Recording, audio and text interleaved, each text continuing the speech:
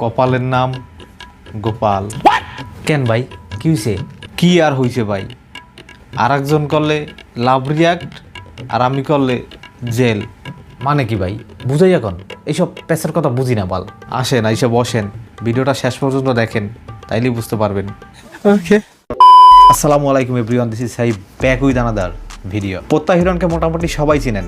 তিনি একটা ফেসবুক পোস্টে লিখেছেন, আর একজন করলে লাভ রিয়াক্ট আর আমি করলে জেল। বাহ, আসেন আসল ঘটনাটা কই। 2 বছর আগে পোত্তা হিরণ জেলে গিয়েছিল জুয়ার বিজ্ঞাপন দেওয়ার কারণে।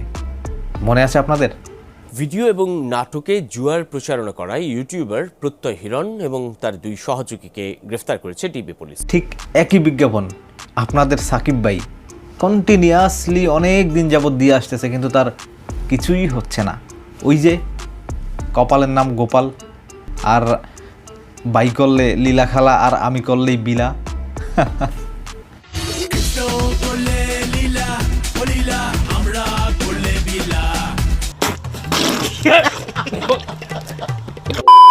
চলেন আমরা একটু সাকিব আল হাসানের ওই বিজ্ঞাপনের পোস্টটা দেখে আসি।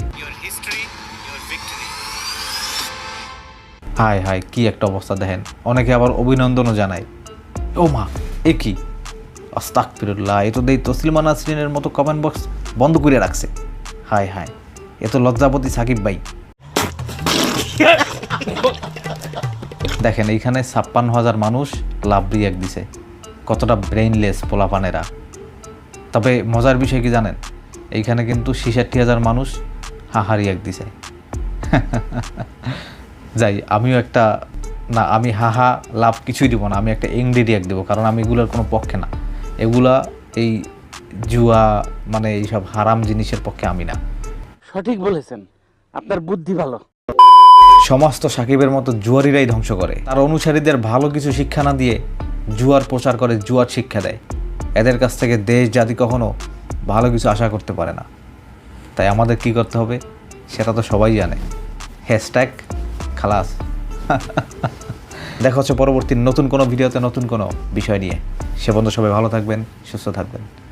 আসসালামু আলাইকুম।